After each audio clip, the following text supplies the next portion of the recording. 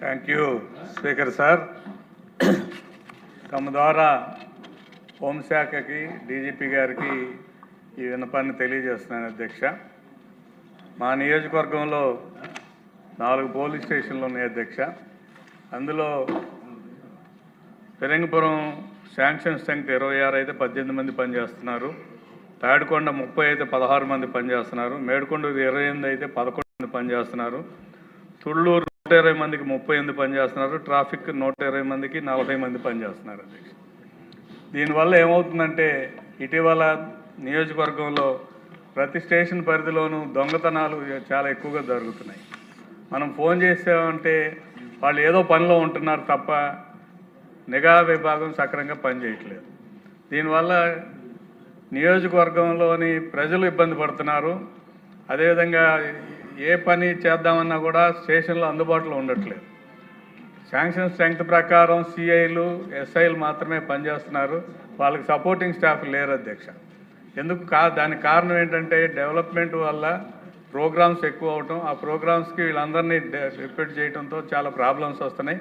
ఒక ట్రాఫిక్కి మాత్రమే కొద్దిమందిని అక్కడి నుంచి ఇక్కడి నుంచి అటాచ్మెంట్ ఇస్తున్నారు. ఈ విషయం మీద 2 సార్లు నేను డీజీపీ గారిని కలిశాను ప్రత్యేకంగా. ఈ స్టేషన్స్ని అప్గ్రేడ్ చేస్తాము అని చెబుతున్నారు, కానీ అసలు ఉన్న స్టేషన్లో ఉన్న సిబ్బంది 50% కూడా లేరు అధ్యక్ష. 120 మందికి 40 మంది 38 మంది పనిచేస్తూ ఉంటే శాంక్షన్ స్ట్రెంగ్త్ రాజధాని అయిన తర్వాత స్ట్రెంగ్త్ పెంచారు కానీ మనుషుల్ని ఇవ్వట్లేదు. దానివల్ల ఏమవుతుంది, చాలా ఇబ్బందులు. బైక్ దొంగతనాలు జరుగుతున్నాయి, బంగారం దొంగతనాలు జరుగుతున్నాయి, ఇల్లు ఖాళీగా ఉంటే దొంగతనాలు జరుగుతున్నాయి. మనం ఫోన్ చేస్తే కూడా వాళ్ళు మేము ఆ ప్రోగ్రాంలో ఉన్నాం ఈ ప్రోగ్రాంలో ఉన్నాం అంటున్నారు. దయచేసి నా నియోజకవర్గ పరిస్థితిని అర్థం చేసుకొని డీజీపీ గారు కానీ హోమ్ మినిస్టర్ గారు కానీ ఎటువంటి పరిస్థితుల్లో కనీసం స్ట్రెంగ్త్లో 70% కానీ 100% ఇస్తే సంతోషం అధ్యక్ష. నాకు దొంగతనాలు ఇతర కార్యక్రమాల్లో పోలీసులు వాళ్ళ పనిని ఈ పని కాకుండా వేరే పనులు చేస్తున్నారు. అది అర్థం చేసుకోవాలని కోరుతున్నాను. అది మీ మనసులో మాట, చాలామంది మనసులో మాట. ఏమన్నా స్పందిస్తారా? బూడే ప్రసాద్ గారు.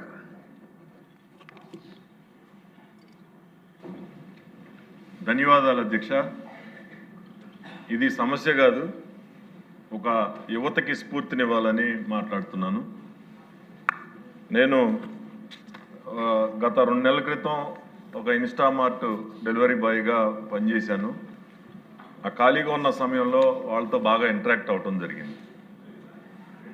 ఇది యువతకి ఎందుకు స్ఫూర్తి అంటా ఉన్నానంటే, నేను విదేశాలు వెళ్ళినప్పుడు యుఎస్ కానీ లేకపోతే ఆస్ట్రేలియా, న్యూజిలాండ్లో చాలా రోజులు ఉన్నాను.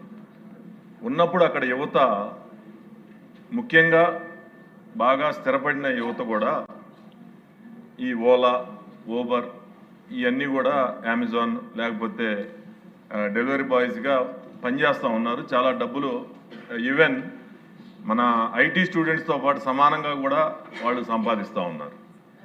ఇక్కడ మన యువత ముఖ్యంగా ఒక చిన్న పనిగా ఫీల్ అయ్యి నామోషిగా ఫీల్ అవుతూ ఉన్నారు. వాళ్ళకి స్ఫూర్తినివ్వాలనే ఉద్దేశంతో ఆ రోజు నేను పనిచేయడం జరిగింది. అయితే దీంట్లో దాదాపుగా ఎంత ఆదాయం వస్తుంది అనేది కూడా యువతకు తెలవాలి. దాంట్లో చిన్న చిన్న లోటుపాట్లు, ఇబ్బందులు కూడా ఆ డెలివరీ బాయ్స్ గురించి నేను మాట్లాడాల్సిన అవసరం కూడా ఉంది. నేను బ్రీఫ్గా చెప్పండి. ఒక నిమిషంలో ఒక 3 గంటలు పనిచేస్తే దాదాపుగా 260 రూపాయలు వచ్చినాయి. అయితే అందులో పనిచేసే డెలివరీ బాయ్స్కి 16 డెలివరీస్ ఇస్తే ఇన్సెంట్లు కూడా ఇస్తూ ఉన్నారు. 175 రూపాయలు, ఒక 19 డెలివరీ చేస్తే 180 రూపాయలు, 20 చేస్తే 255, 23 చేస్తే 260 రూపాయలు. ఎంత మిగులుతున్నాయని నేను అడిగితే ఒక 250 రూపాయలు ఆ ఇన్సెంటివ్ వచ్చిన డబ్బులు పోను ఒక 1000 రూపాయల దాకా మిగులుతున్నాయని. అదే కొంతమంది 1500 రూపాయలు కూడా సంపాదించుకునే వాళ్ళు ఉన్నారు. అందుకని ఖాళీగా ఉండే యువత దీని మీద ఖాళీగా ఉండకుండా, చెడు మార్గాల వైపు ప్రయాణం చేయకుండా, ఈ యొక్క ఏదైతే ఇన్స్టామార్ట్ కానీ, జొమాటో కానీ, అమెజాన్ కానీ, లేకపోతే స్విగ్గీ కానీ, యూబర్ కానీ, బిగ్ బాస్కెట్, బ్లింకిట్ అనేక రకాలుగా ఉన్నాయి. వేల మంది, లక్షల మంది దీని మీద ఉపాధి పొందుతూ ఉన్నారు. ఖాళీ సమయంలో చిన్నతనంగా భావించకుండా ఈ యొక్క అవకాశాలను ఉపయోగించుకోమని వాళ్ళు చెప్పిన చిన్న చిన్న లోటుపాట్లు ఏంటనంటే, ఈ యొక్క ఏదైతే డిపోలు ఉన్నాయో ఆ డిపోల దగ్గర ఆ వర్క్ అలాట్ అయ్యే లోపు ఒక హాఫ్ అన్ అవర్ ఎంతసేపు టైం పడతా ఉంది. ఆ టైంలో నుంచోడానికి నీడ లేదు, టాయిలెట్స్ లేవు అని చెప్పి చిన్న చిన్నవి ఉన్నాయి. మానవ వనరుల శాఖ మంత్రి వర్యులు ఉన్నారు. అలాగే ఈరోజు మనం మాట్లాడిన ఇష్యూ కంపెనీస్ దృష్టికి కూడా వెళ్తుంది కాబట్టి వాళ్ళు కూడా కొంత ఆర్గనైజ్ చేసుకుంటారని ఉద్దేశంతో ఇది మాట్లాడటం జరిగింది. ధన్యవాదాలు అధ్యక్ష. సో పెనమలూరులో పెద్దగా సమస్యలు లేవు, ప్రజల సమస్యల గురించి మాట్లాడినందుకు ధన్యవాదాలు. బొజ్జల సుధీర్ రెడ్డి గారు. ధన్యవాదాలు అధ్యక్ష. కాళహస్తిలో మా ప్రాంతంలో ముఖ్యమంత్రి చంద్రబాబు నాయుడు దయ వల్ల, అన్న లోకేష్ గారి దయ వల్ల ఎన్నో ఫ్యాక్టరీస్ బ్రహ్మాండంగా తెచ్చడం జరిగింది. చాలా ఆనంద అధ్యక్ష. ఫ్యాక్టరీస్ తెచ్చిన తర్వాత దాంట్లో మా యువకులకి ఎన్ని ఉద్యోగాలు ఇస్తున్నారు, లోకల్ వాళ్ళకి ఎంతమంది ఎంత ప్రిఫరెన్స్ ఇస్తున్నారు, నీరు మాయి, గాలి మాది, భూమి మాది, చెట్లు మాయి అన్నీ ఇచ్చిన తర్వాత వాళ్ళ గురించి ఉండే మా ప్రాంతంలో ఉండే యువకులకి ఎన్ని ఉద్యోగాలు వస్తున్నాయి, లోకల్ వాళ్ళకి ఏమన్నా ఇన్ని ఉద్యోగాలు ఇవ్వాలి, ఈ ఫ్యాక్టరీ పెడితే ఇక ఈ లోకల్లో ఇన్ని ఉద్యోగాలు కల్పించాలి అనేది ఏమన్నా పెడితే బాగుంటుందని చెప్పి తమ ద్వారా తెలియజేసిన అధ్యక్ష. రెండవది విషయం ఏంటంటే మా దగ్గర కొన్ని ఫ్యాక్టరీస్ పెట్టినప్పుడు హెవీ పొల్యూషన్ అధ్యక్ష. ఈ ఫ్యాక్టరీస్ కూడా ఇప్పుడు పెట్టినట్టు కాదు, దగ్గర ఒక 15 సంవత్సరాలు 20 సంవత్సరాలు ఏదో పెట్టిన ఫ్యాక్టరీస్. దాంట్లో పేర్లు చెప్తే కరెక్ట్గా ఉండదు, కానీ దాంట్లో చాలా మటుకు చుట్టుపక్కల ప్రాంతాల్లో వాటర్ పొల్యూట్ అయ్యి అక్కడ చాలా మందికి కిడ్నీ ప్రాబ్లమ్స్, ఈ వేరే అనేకమైన ప్రాబ్లమ్స్ రావడం జరిగింది. దాని తర్వాత ఐఐటి వాళ్ళని పిలిపించి కూడా దీని గురించి, ఈ ప్రాంతం గురించి స్టడీ చేస్తే దగ్గర 70 to 80% people who are living there has got kidney problems అధ్యక్ష. సో ఇవన్నీ కూడా పలుమార్లు మేము కంప్లైంట్ ఇచ్చాము, పలుమార్లు పొల్యూషన్ డిపార్ట్మెంట్ వాళ్ళకి చెప్పాము, కానీ దాని మీద ఎటువంటి స్పందన లేదు. తమ ద్వారా నేను కోరుకునేది ఏంటంటే ఆ ప్రాంతంలో ఉన్న ప్రజానికాలకు ఎవరైతే ఉన్నారో వాళ్ళందరికీ కూడా దయచేసి దీని నుంచి విముక్తి కల్పించి చేయాలని చెప్పి కోరుకుంటున్నాను. ఇంకొక పాయింట్ అధ్యక్ష, సిఎస్ఆర్ ఫండ్స్ అనేది చాలా ముఖ్యం అధ్యక్ష. ఆ చుట్టుపక్కల ఏరియాలో ఫ్యాక్టరీ వచ్చినప్పుడు ఆ డెవలప్మెంట్ కోసం ఏం ఫండ్ పెడుతున్నారు, ఎక్కడ పెడుతున్నారు, ఎలా పెడుతున్నారు తెలిపాల్సిన అవసరము జనాలకు కూడా తెలియజేయాలా, ఎమ్మెల్యేలుగా మాకు కూడా తెలియాలి. ఎక్కడ పెడుతున్నారు డబ్బులు, ఏం పెడుతున్నారు, ఎట్లా చేస్తున్నారు, ఏం డెవలప్మెంట్ చేస్తున్నారు, ఆ గ్రామాల్లో డ్రైన్లు కడుతున్నారా, రోడ్లు వేస్తున్నారా, వాటర్ ప్లాంట్ ఇస్తున్నారా, ఏమేం చేస్తున్నారు, దాని మీద ఒక ప్రణాళిక అనేది ఎటువంటిది లేదు అధ్యక్ష. కాబట్టి మీ ద్వారా నేను కన్సర్న్ డిపార్ట్మెంట్కి అడిగేది ఏంటంటే ఈ సిఎస్ఆర్ ఫండ్స్ ఇన్ని ఫ్యాక్టరీ 30-40 ఫ్యాక్టరీలు ఉన్నాయి కాళహస్తిలో. ఇవన్నీ ఫండ్స్ ఎక్కడ పెడుతున్నారు, ఎక్కడ పోతున్నాయి, ఏం చేస్తున్నారు, ఏం డెవలప్మెంట్ చేస్తున్నారు, దాని మీద ఒక ప్రణాళిక రిలీజ్ చేసి ఇవన్నీ కూడా ట్రాన్స్పరెన్సీగా పబ్లిక్ కూడా తెలియాల్సిన అవసరం ఉందని చెప్పి తెలియదు. నమస్కారం. ఎన్ ఈశ్వరరావు గారు. ధన్యవాదాలు అధ్యక్ష. అధ్యక్ష, ఇచ్చేర్ల నియోజకవర్గంలో సుమారు 25,000 మంది మత్స్యకారులు ఉన్నారు అధ్యక్ష. మత్స్యకారులో కొవ్వాడ అనే ప్రాంతం మనందరికీ ఆంధ్రప్రదేశ్లో బాగా ప్రసిద్ధి చెందింది అధ్యక్ష. ఎందుకంటే అక్కడ న్యూక్లియర్ పవర్ ప్లాంట్ కోసం అని చెప్పి కొవ్వాడ అనే పంచాయతీని పూర్తిగా ల్యాండ్ ఎక్వైజేషన్ చేసి ఆ గ్రామాన్ని తీసుకోవడం జరిగింది అధ్యక్ష. 10 సంవత్సరాలు పూర్తయింది అధ్యక్ష.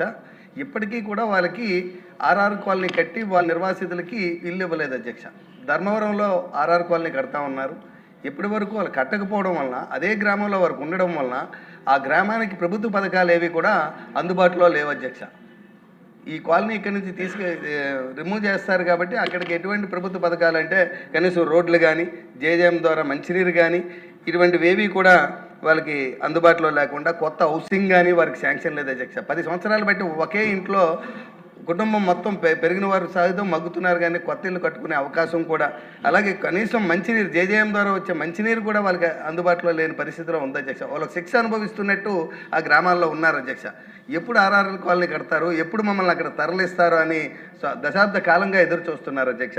అదే సమయంలో అధ్యక్ష, ఈ తీర ప్రాంతంలో ఉన్నటువంటి మత్స్యకారులు సుమారు 30 కిలోమీటర్ల పైన 35 కిలోమీటర్ల తీర ప్రాంతం ఉంది అధ్యక్ష మా ఇచ్చేర్ల నియోజకవర్గంలో. వాళ్ళకి తుఫానులో వచ్చే సమయాల్లో తుఫాను పునరావాస కేంద్రం సైక్లోన్ సెంటర్స్ అంటాం అధ్యక్ష. ఆ సైక్లోన్ సెంటర్స్ చాలా అధ్వాన స్థితిలో ఉన్నాయి అధ్యక్ష. వారికి రిపేర్ లేవు, కిటికీలు ఊడిపోయి, తలుపులు ఊడిపోయి, మన ముంతా తుఫాను ప్రాంతంలో మేము వెళ్ళి చూస్తే వాళ్ళని ఎక్కడ పెట్టాలో తెలియని పరిస్థితి. టార్పాలిన్లు కట్టి వాళ్ళని జాగ్రత్తగా చూసుకొని అటువంటి చేయవలసిన పరిస్థితి వస్తుంది అధ్యక్ష. వాటికి కూడా అవసరమైన మరమ్మతులు చేసి ఇంకా అవసరమైన ప్రతి సెంటర్లో కూడా ప్రతిది గ్రామంలో కూడా ఇంకో తుఫాన్ సెంటర్ కూడా అవసరం ఉంది అధ్యక్ష. మత్స్యకారులు చిన్న వయసులోనే వాళ్ళు తక్కువ చదువుతారు అధ్యక్ష. వాళ్ళ పేదరికం వల్ల కానీ వాళ్ళకి తెలియనితనం వల్ల కానీ 10వ తరగతి వరకు చదవడం, అక్కడి నుంచి ఎడ్యుకేషన్ ఆపేసి ఎక్కడికో దూర ప్రాంతాలకి వెళ్ళిపోయి, హీరావాలా లాంటి ప్రాంతాలకు వెళ్ళిపోయి అక్కడ పనిచేయటం, కుటుంబానికి దూరంగా ఉండి చిన్న వయసులోనే అంత దూరం వెళ్ళిపోయి పనిచేయడం వల్ల కాస్త సంపాదించిన డబ్బులతో వాళ్ళు ఇంకా వేరే రకమైన వ్యసనాలకి అలవాటు పడిపోయి చిన్న వయసులోనే వాళ్ళ జీవితాలను పాడు చేసుకుంటున్నారు అధ్యక్ష. ఓ పక్క కుటుంబాలకు దూరంగా వ్యసనాలకు అలవాటు పడిపోయి ఇటువంటి పరిస్థితులు ఉన్నారు అధ్యక్ష. ఇక్కడ ఇక్కడే ఉన్న ఎడ్యుకేషన్ మినిస్టర్ గారు ఉన్నారు అధ్యక్ష. సభలో నేను మీ సమక్షంలో కోరుతున్నాను, స్కిల్ డెవలప్మెంట్ సెంటర్లో ప్రత్యేకంగా మత్స్యకారులు కూడా సపరేట్ స్కిల్ డెవలప్మెంట్ సెంటర్ పెట్టి చిన్న వయసులోనే ఎడ్యుకేషన్ ఆపేసిన వారికి ఇంకా అవసరమైన వారందరికీ కూడా ఈ నెట్ల తయారీ కానీ, బోట్ల తయారీ కానీ, వాటి రిపేర్ కానీ, డ్రైవింగ్ కానీ ఇటువంటి పనులు చేస్తే వాళ్ళకి వారే అక్కడే స్వయంగా ఉపాధి పొందగలే అవసరం జరుగుతుంది అధ్యక్ష. అదే సమయంలో మనకు తుఫాను రణస్థల ప్రాంతంలో చాలా వరకు మత్స్యకార గ్రామాలు